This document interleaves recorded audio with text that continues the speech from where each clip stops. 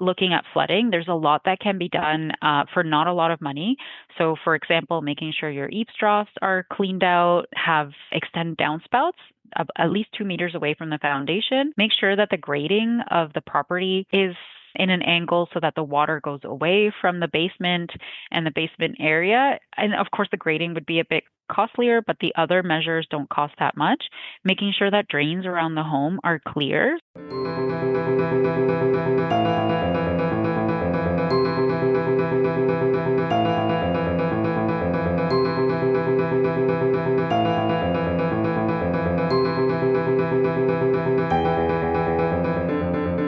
Welcome to another episode of the Environment in Canada podcast, a podcast about the environment in Canada by Sierra Club Canada. I'm Yumeng Liu, Policy Analyst and Grants Coordinator with the Sierra Youth Chapter. Today, we are diving into a new report on shoreline risk management and exploring practical actions everyone can take to better protect their homes in a changing climate. Before we begin, just remember that you can take action on environmental issues by visiting sierraclub.ca. We have tons of petitions, other actions and events, and regular news updates you can sign up for on the homepage. You can also find Sierra Club Canada on social media, and you can listen to the Environment in Canada podcast on the Harbinger Media Network, Spotify, Apple Podcasts, iHeartRadio, and YouTube, or wherever you get your podcasts. This podcast also airs on CKUT Broadcast Radio in Montreal, 93 FM biweekly on Tuesdays at 11 a.m. Eastern Time. Don't forget to click follow or subscribe so you get the latest episodes from us. Hello everyone, my name is Yumeng Liu. I'm the Policy Analyst Coordinator at the Youth Chapter at the Sierra Club Canada Foundation. To start our conversation today, I'm honored to be joined by Dr. Anabela Bonada. Anabela, could you please do a very quick introduction? Hi, of course. Thank you so much for having me today. I'm super excited to do this podcast with you. So I'm Anabela Bonada. I work at the Intech Center on Climate Adaptation. We're based at the University of Waterloo.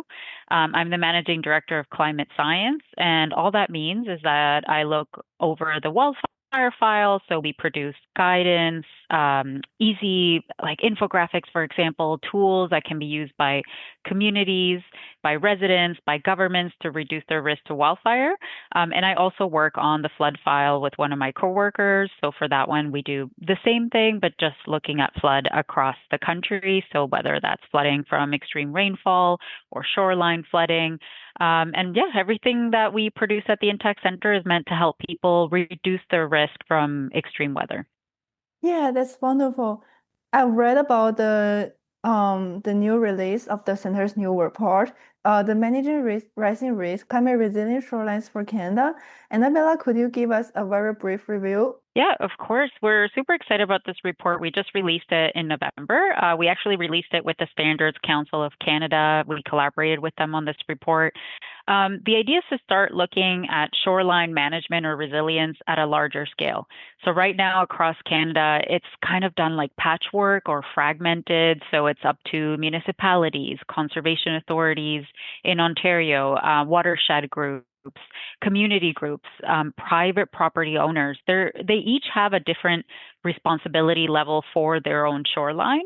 And so this report is really looking at that and saying, you know what, that's not really working for us. If we do shoreline management like that, and you know, for example, we have a property owner that does something to their shore, like hardening, it could actually cause effects down the line. So it can really cause more erosion. It can cause issues for their neighbors.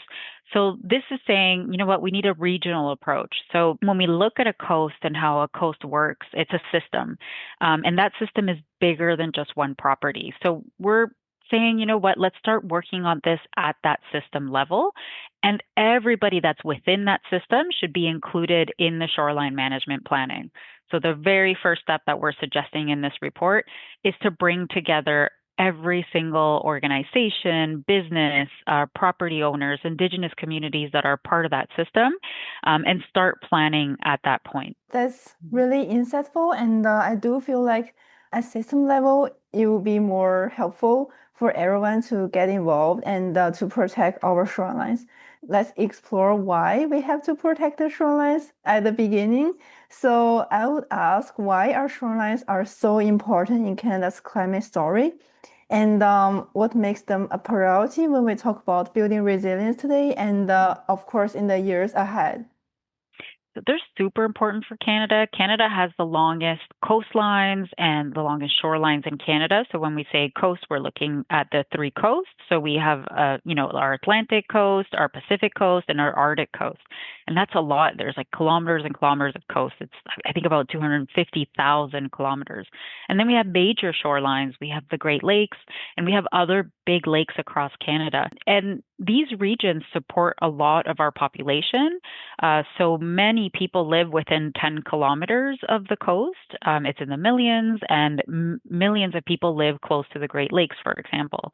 And apart from the people that live on them, we just have population that rely on these coasts. So whether it's for transportation, for our economy, for recreation, we really depend on these coasts.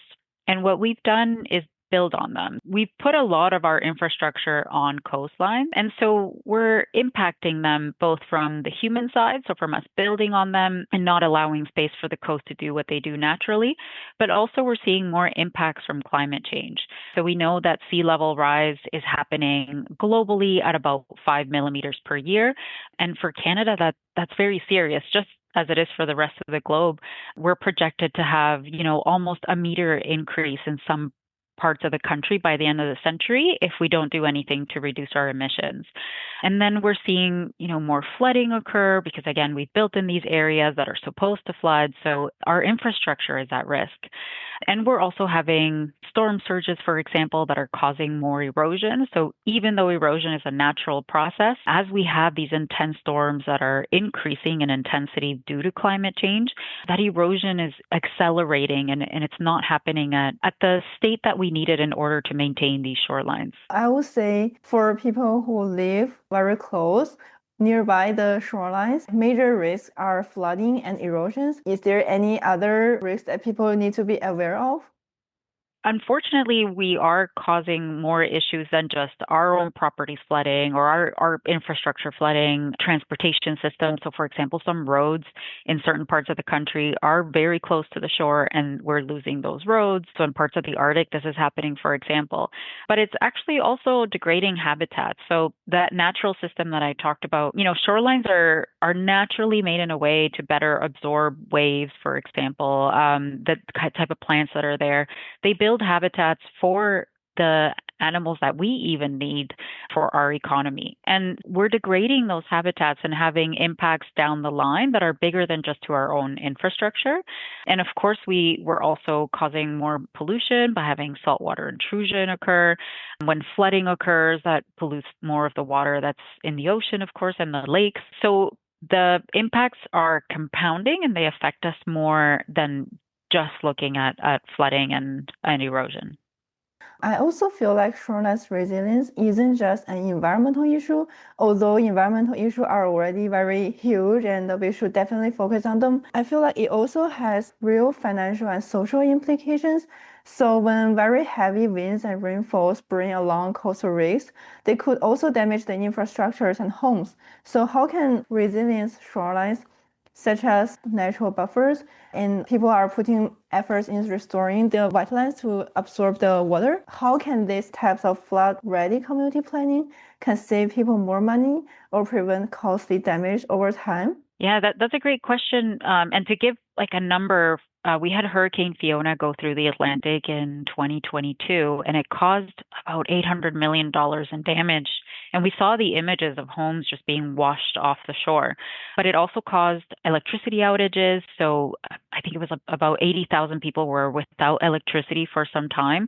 So it has major impacts on our economy and our livelihood. And so what we do know is for every dollar that we invest in adaptation or preparedness, we see about $2 to $10 in return over a 10-year period. And so that would apply to these kind of projects as well.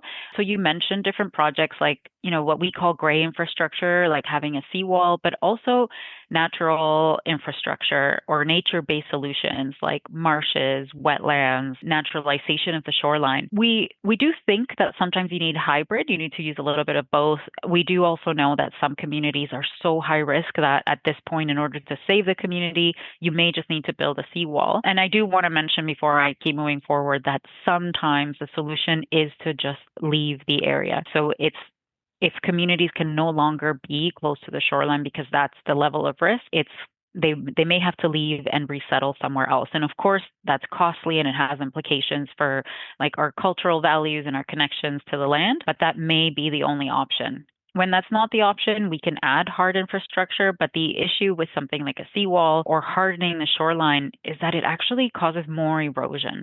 So when it might be hard to picture, but if you have like a hard wall, picture like when you're at the beach and you put a rock down on the sand and the water pushes, it goes against the rock and goes around it, and you can kind of see the sand behind it. It's just going down instead of building up. So what it does is causes erosion behind that wall when we create a hard wall.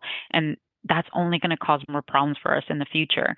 And storm surges can sometimes go over these seawalls, and they don't actually do that much to protect the communities.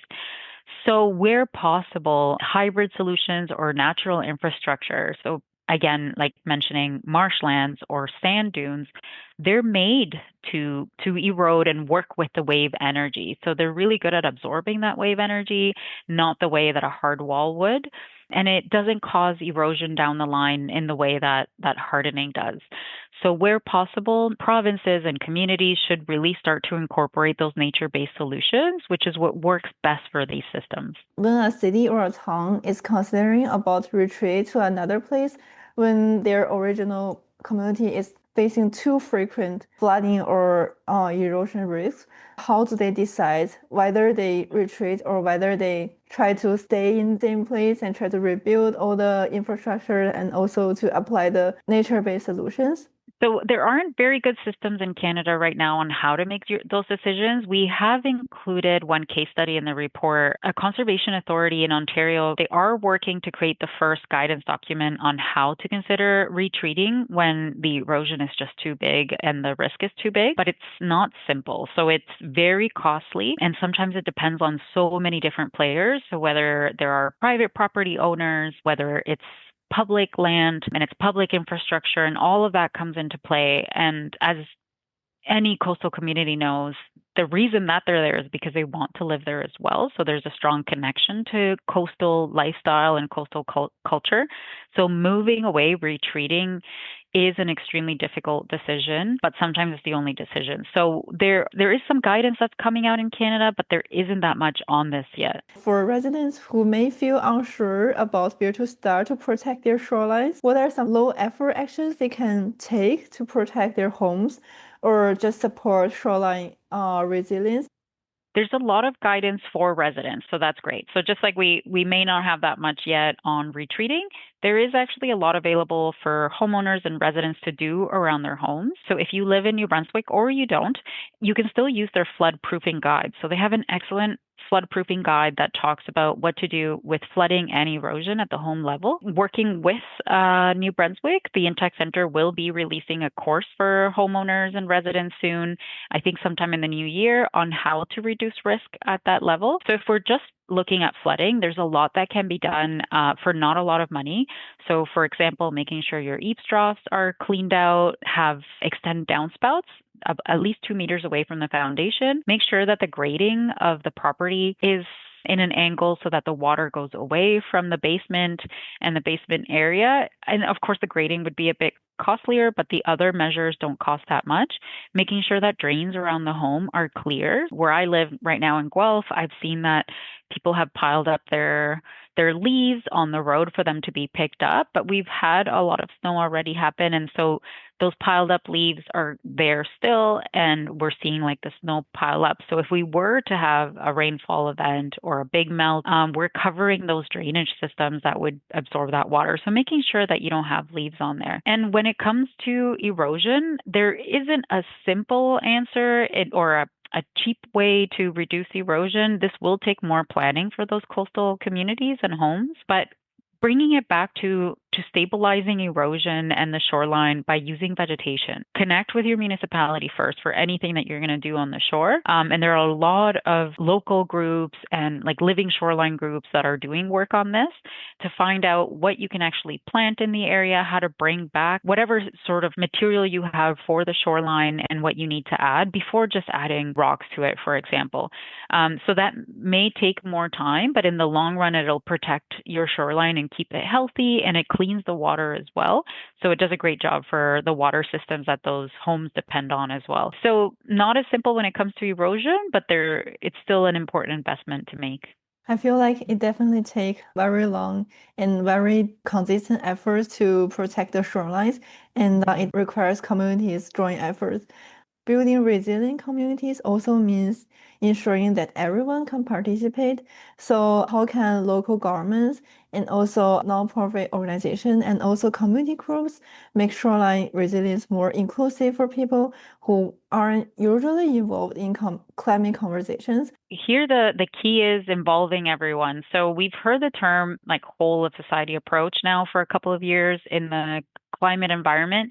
And it's so important to actually follow that as much as possible. If we don't all work together to reduce risk, it's pretty difficult to actually reduce it. So maybe just to go back quickly to what I mentioned, if one property owner does something to their shoreline and their neighbors don't do anything, it'll still have an impact on the shoreline, and you can only do so much to just protect yours. So again, this is like a regional approach. And when we say regional, we do mean include NGOs, include government, include businesses. So businesses rely on coast as well, and any impact to them will impact their dollar, it'll impact their employees, and impact, of course, the infrastructure as well. So include as many organizations as possible with this. What they can do, first of all, is just to provide plain language communication. Make this guidance as simple as possible, make it achievable. So we started with some easy actions to reduce flood, and that's how you can get pretty good buy-in from residents, for example, or businesses. So start with the easy,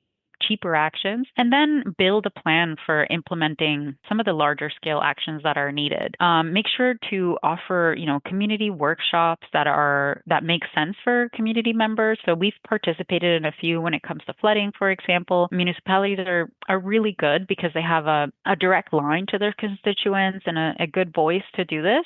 So holding a few workshops a couple of times a year where you can really raise awareness and give information to the public will encourage them to do some of this work. Make sure that you have good mapping for the area as well, so that you can show people where erosion is occurring, where flooding may occur, so that they can do preparedness around their communities. And I think that's a good way to just make sure everybody's at the table and everybody understands their own risk and how their risk can affect others, but just also all of the guidance that's out there on what can be done to reduce risk.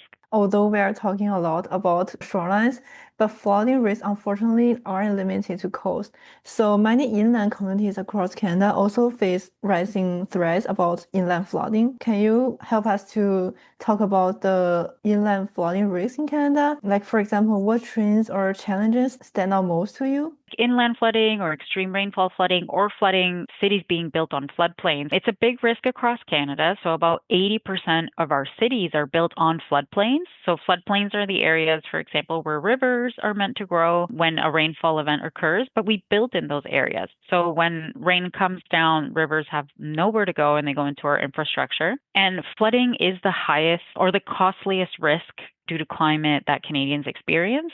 So when flooding occurs, a basement flood can cost up to $54,000 for homeowners to pay out of pocket. And so I mentioned like homes or communities being built on floodplain, but what we're seeing is increasing just extreme rainfall events that are occurring. So even if you have really good mapping showing people, you are on a floodplain, do as many measures as possible to protect your home. What's a bigger issue, or not a bigger issue, but what's becoming quite an issue for Canadians is that with the warming of the atmosphere, it can hold more moisture. So for every degree that we warm the atmosphere, which right now we're on an average of a little bit over a degree Celsius, it can hold 7% more moisture. So when it rains, more water is coming down. And we experienced that in 2024 before, last year, we had extreme rainfall events occur in the Toronto region, occur in Quebec, some of them due to leftover remnants from hurricanes that had gone through the U.S. So much rain came down in such a short amount of time that there was flooding of our roads, of the train system, homes flooded. So the risk is increasing in Canada to the point where almost any home could flood or all of our infrastructure could flood because we don't really know where those extreme rainfall events may occur. So it's one of the biggest issues for us. And there is a lot of guidance on what can be done. So there's a lot of guidance at the municipal level and at the home level. And if you want, we can get into a chat about that. What kinds of municipal projects or strategies, including guidance, are effectively reduced inland flood risk?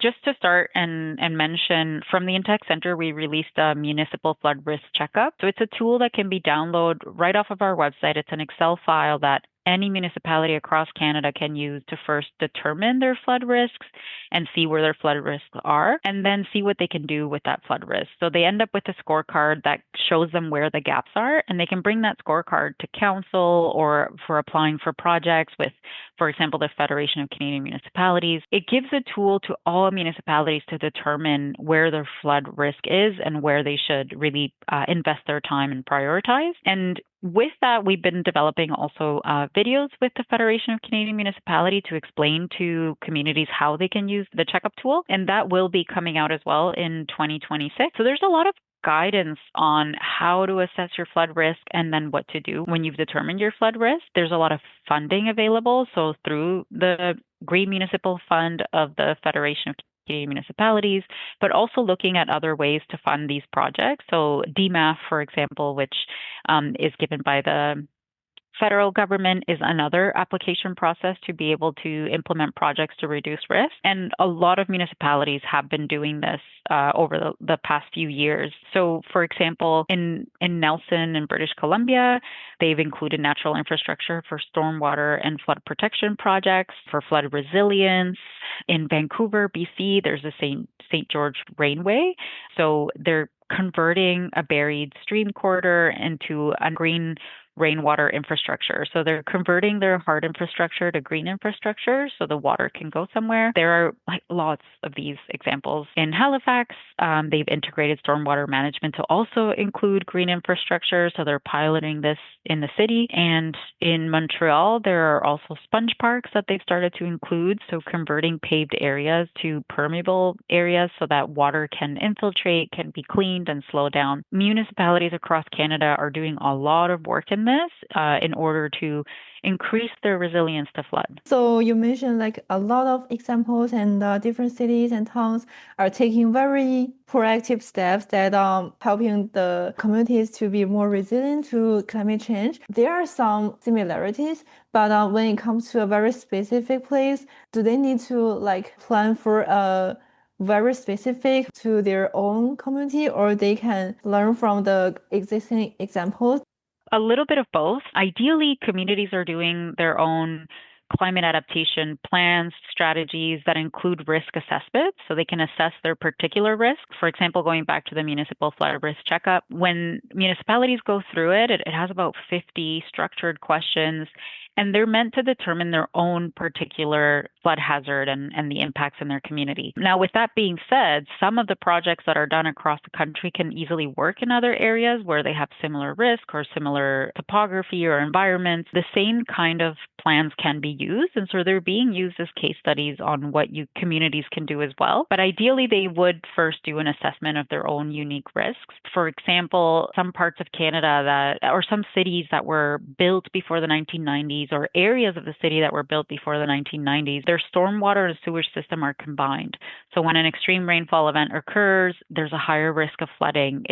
They weren't built in a way to sustain the rainfall events of today. For newer parts of the cities, this may not be an issue. So, for example, that would be a very local thing that the communities would need to look at, or the age of the buildings, or are there coastlines? Some areas of the country may not have coastlines that they need to worry about. So some things will be very particular, but some projects like having rain gardens or having natural infrastructure, those tend to work across the board. It's always helpful to have some examples to learn from. For me, because I'm renting an apartment, so I do not need to worry about flooding into my basement. But what are some very practical steps can residents take around their homes to reduce flood risk? Like you just mentioned, to clean up the leaves on the ground. But is there any other ways? For example, when I was renting this apartment, I went through the tentative insurance website, and they're asking, "Oh, are you living at a flooding zone?" And I check whether my current address at Waterloo is not on a flooding zone. So is there any examples very similar to these practical questions that residents can think about? How can they better protect their current residency area? It's such a good question. I live in a building as well, so our risk might be a little bit different, but depending on which floor you're on, you could still be at high risk. And even if you're a renter, there's so much that you can do. I love what you mentioned, though. We're first just checking, are you on a floodplain? Should you be concerned? So some areas have maps that you can check, some don't. But also just to, remind the listeners that even if you're not on a floodplain, you could still flood because of these extreme rainfall events. But it's great to have more information. Do look into your insurance, the insurance that you need to have or that your building has or that your landlord has, because it may not protect your valuables, for example. So you do want to check all that. So with that being said, though, the things that are in your power, whether you're renting or you own a home, is to make sure that your valuables are a little bit higher up, for example. So if you are on a first floor or a basement apartment, my very first apartment in Guelph was a basement apartment. And I remember we had it wasn't a flood, but there was leakage happening in one corner. And at the time, I didn't know a lot about flooding. And now that I do, I would have looked at the apartment totally differently. But had I known at the time, I would have raised my valuables, electronics by at least 30 centimeters. That's the guidance. If you can raise it up higher by putting it on a shelving unit, that's even better. Put your valuables in containers that are water resistant, so like big plastic containers, and they'll do pretty well if a flood were to occur.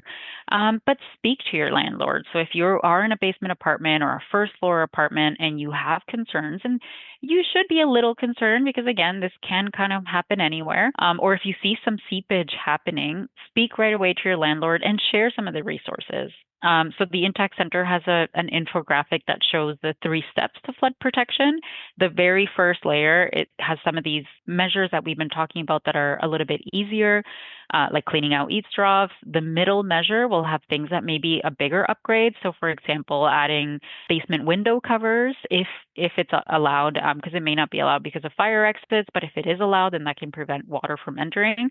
And then there are bigger upgrades, like including rain gardens. And any building will probably have at least a bit of an area where they can either add a rain garden or they can have a vegetated roof or a green roof that'll help slow down water and move water away from the building. So there are lots of measures that residents themselves can do, that building managers can do, and of course that single homes or townhomes can also do to reduce their risk.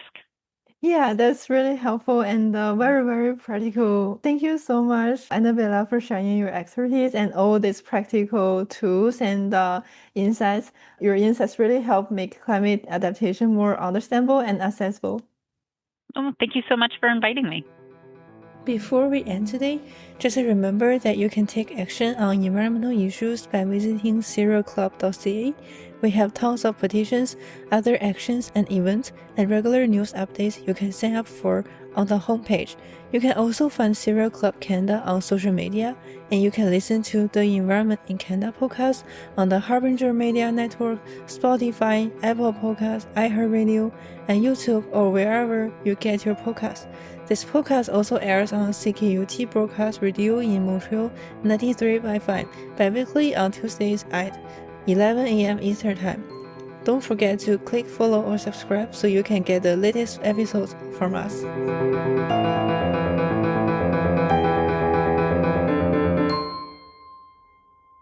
Just before we end today, a reminder that it is the giving season, and if you'd like to support the work of the Environment in Canada podcast and Sierra Club Canada and all of our programs and initiatives, you can go to sierraclub.ca and find out more about us and figure out if you want to support us. And then there's a big donate button there, once again at sierraclub.ca, that you can click on if you'd like to help. Thank you so much and have a great holidays.